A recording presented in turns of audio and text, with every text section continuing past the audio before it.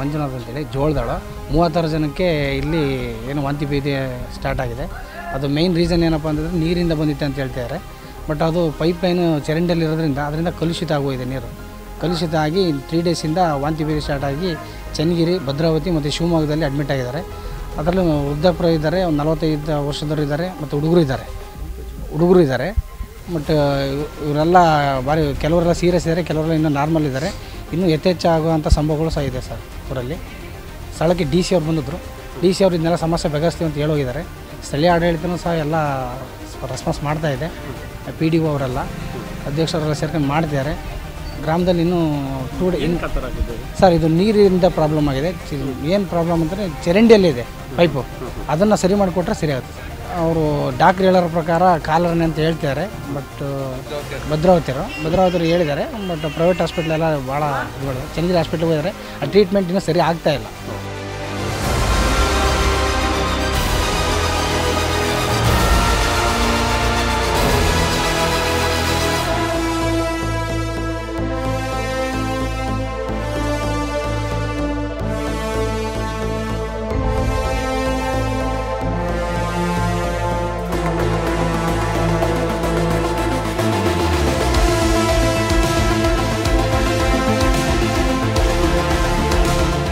ಇವತ್ತು ನಮ್ಮ ಚನ್ನಗಿರಿ ತಾಲೂಕು ಜೋಳದಾಳಲ್ಲಿ ನೀರಿನ ಸಮಸ್ಯೆಯಿಂದ ಸುಮಾರು ಒಂದು 45 ಜನ ವಾಂತಿ ಭೇದಿಯಾಗಿದೆ.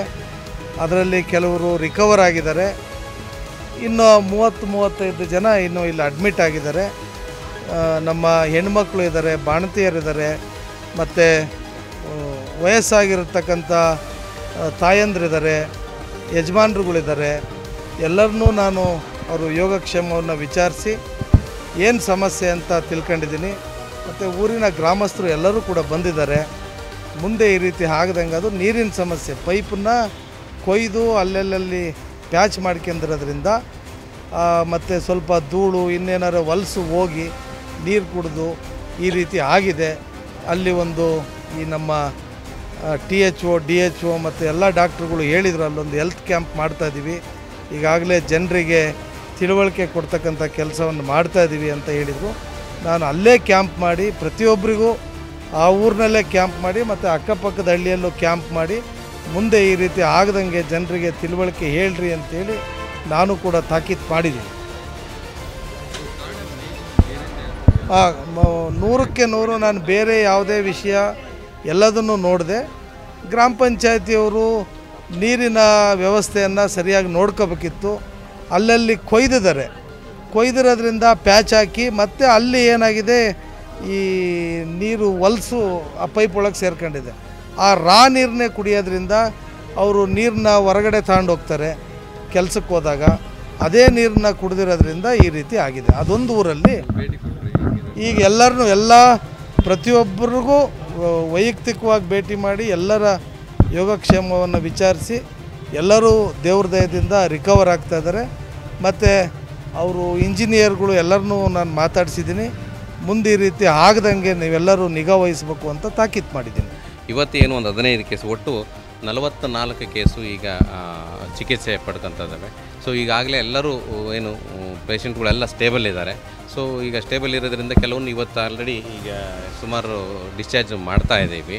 ಸೊ ಯಾಕೆ ನಾವು ಇಷ್ಟೊಂದು ಕೇಸಸ್ ಅಂದರೆ ಕೆಲವು ಮೈಲ್ಡ್ ಕೇಸಸ್ ಇರೋವನ್ನು ನಾವು ಇಲ್ಲಿ ಅಬ್ಸರ್ವೇಷನ್ಗೆ ಇಟ್ಟಿದ್ದೀವಿ ಅಷ್ಟೇ. ಅದಕ್ಕೆ ಅಂದರೆ ಸೀರಿಯಸ್ ಆಗಿರೋಂಥ ಕೇಸಸ್ ಯಾವ ಥರನೂ ಇಲ್ಲ ಇಲ್ಲಿ. ಆಮೇಲೆ ಅಲ್ಲಿ ಮುಂಜಾಗ್ರತೆ ಕ್ರಮವಾಗಿ ಊರಿನಲ್ಲೆಲ್ಲ ನಮ್ಮ ಇಲಾಖೆಯಿಂದ, ಆರೋಗ್ಯ ಇಲಾಖೆಯಿಂದ ಮತ್ತು ಪಂಚಾಯತ್ ರಾಜ್ ಇಲಾಖೆಯಿಂದ ಎಲ್ಲ ಇವನ್ DC CO ಸರು ಸಹ ಎಲ್ಲರೂ ಭೇಟಿ ನೀಡಿ ಅಲ್ಲಿ ಏನು ಮುಂಜಾಗ್ರತೆ ಕ್ರಮ ತಗೋಬೇಕು, ವಾಟರ್ ಸ್ಯಾಂಪಲ್ ಇರುವಾಗಲೇ ಎಲ್ಲದೂ ನಾವು ಟೆಸ್ಟಿಗೆ ಕಳಿಸಿದ್ದೀವಿ. ಪ್ರಾಥಮಿಕವಾಗಿ ಈಗ ನಿನ್ನೆ ಇದನ್ನೆಲ್ಲ ಸ್ಟೂಲ್ ಸ್ಯಾಂಪಲ್ನೂ ಎಲ್ಲ ಕಲೆಕ್ಟ್ ಮಾಡಿದ್ದೀವಿ. ನಾವು ನಮ್ಮ ಇದೇನು ಹ್ಯಾಂಗಿಂಗ್ ಡ್ರಾಪ್ ಇದು ಅಂತ ಏನು ನಾವು ಕಾಲ್ರಾಕ್ ಟೆಸ್ಟ್ ಮಾಡ್ತಿದ್ದೀವಿ, ಅದನ್ನು ಏನು ಈಗ 4 ಸ್ಟೂಲ್ ಕಳಿಸಿದ್ವಿ, ಅದೆಲ್ಲ ನೆಗೆಟಿವ್ ಅಂತ ಬಂದಿದೆ. ಸೊ ಅದರಿಂದ ಈ ಕಲ್ಚರ್ ಕಳಿಸಿ ಏನು ಆರ್ಗಾನಿಸಮ್ಸ್ ಇರ್ಬೋದು ಅಂತ ನಾವು ನಾಳೆ ಅದು ರಿಪೋರ್ಟ್ಸ್ ಇರುತ್ತೆ. ಸೊ ಈಗಾಗಲೇ ಎಲ್ಲ ರಿಕವರಿ ಆಗ್ತಾ ಇರೋದ್ರಿಂದ ಏನು ಅಂತ ಆತಂಕ ಪಡುವ ಒಂದು ವಾತಾವರಣ ಇಲ್ಲ. ಅಲ್ಲಿ ಎಲ್ಲ ಫಿಲ್ಟರ್ ನೀರು ಇದೆ, ಕೆಳಗಡೆ ಎಲ್ಲ ಫಿಲ್ಟರ್ ನೀರು ಕೆಲವರು ಕುಡಿತಾರೆ, ಕೆಲವರು ಡೈರೆಕ್ಟ್ ನೀರು ಕುಡಿತಾರೆ ಅಂತಂದು ಕೇಳ್ಕೊಂಬಂದ್ವಿ. ಸೊ ಎಲ್ಲರಿಗೂ ಅವ್ರಿಗೆ ಶುಚಿಯಾದ ನೀರನ್ನ ತೊಗೋಬೇಕು ಅಂತಂದು ಹೇಳಿ ನಾವು ಹೆಲ್ತ್ ಡಿಪಾರ್ಟ್ಮೆಂಟಿಂದ ಒಂದು ಅವೇರ್ನೆಸ್ IEC ಆ್ಯಕ್ಟಿವ್ ಇದನ್ನು ಹೇಳಿದ್ದೀವಿ, ಎಲ್ಲ ಮಾಹಿತಿ ಕೊಟ್ಟಿದ್ದೀವಿ ಎಲ್ಲ. ಸೊ ಅಲ್ಲಿ ನಮ್ಮ ಒಂದು ಟೀಮು ಸಹ ಅಲ್ಲಿ ಕೆಲಸ ಮಾಡ್ತಾ ಇದೆ. ಈಗ ಆಂಬುಲೆನ್ಸು ಸಹ ಇದೆ, ಏನಾರು ಇದ್ದರೆ ನಾವು ಇಲ್ಲಿಗೆ ನೇರವಾಗಿ ಕರ್ಕೊಂಬರ್ಲಿಕ್ಕೆ ಅಂತಂದು ಹೇಳಿ ಅಲ್ಲಿ ಆಂಬುಲೆನ್ಸು ಸಹ ಇಟ್ಟು ಎಲ್ಲ ಇದೆ. ಮತ್ತು ಜೊತೆಗೆ ಅಲ್ಲಿನ ಒಂದು ಏನು ಗ್ರಾಮಸ್ಥರಿರ್ಬೋದು, ಪಂಚಾಯತಿ ಗ್ರಾಮಸ್ಥರಿರ್ಬೋದು, ಊರಿನ ಗ್ರಾಮಸ್ಥರು ಎಲ್ಲ ಸಹಕಾರ ಕೊಡ್ತಾ ಇದ್ದಾರೆ ಎಲ್ಲದಕ್ಕೂ, ಪ್ರತಿಯೊಂದು ಕೆಲಸಕ್ಕೂ. ಸೊ ಅವರು ಸಹಕಾರ ಕೊಡ್ತಿದ್ದರಿಂದ ಈಗ ಶಿವಮೊಗ್ಗ ಭದ್ರಾವತಿಯಲ್ಲಿ ಒಂದು 4 ಕೇಸು ಭದ್ರಾವತಿಯಲ್ಲಿ ಹೋಗಿದೆ, ಶಿವಮೊಗ್ಗಕ್ಕೆ ಒಂದು 4 ಕೇಸು ಹೋಗಿದೆ. ಸೊ ಅವೆಲ್ಲ ಚೆನ್ನಾಗಿದ್ದಾರೆ, ಸ್ಟೇಬಲ್ ಇದ್ದಾರೆ ಅಂತ ಫೋನ್ ಮಾಡಿ ಕೇಳ್ಕೊಂತಿದ್ವಿ. ಕಾಂಟ್ಯಾಕ್ಟಲ್ಲಿದೆ, ನಮ್ಮ ಡಾಕ್ಟ್ರು ಇಲ್ಲೇ ಇದ್ದಾರೆ, ಕಾಂಟ್ಯಾಕ್ಟಲ್ಲಿದ್ದಾರೆ. ಸೊ ಅವರು ಫೋನ್ ಮಾಡಿ ಕೇಳ್ಕೊಂಡು ಎಲ್ಲರೂ ಸ್ಟೇಬಲ್ ಇದ್ದಾರೆ ಅಂತ.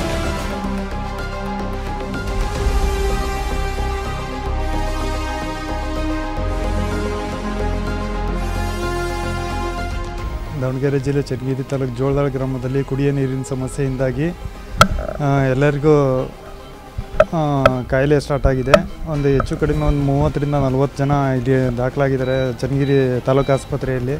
ಅಂದರೆ ತಾಲೂಕು ಕೇಂದ್ರದ ಆರೋಗ್ಯ ಅಧಿಕಾರಿಗಳೆಲ್ಲ ಬಂದು ನಮಗೆ ಜಾಗೃತಿಯನ್ನು ಮೂಡಿಸಿದರು.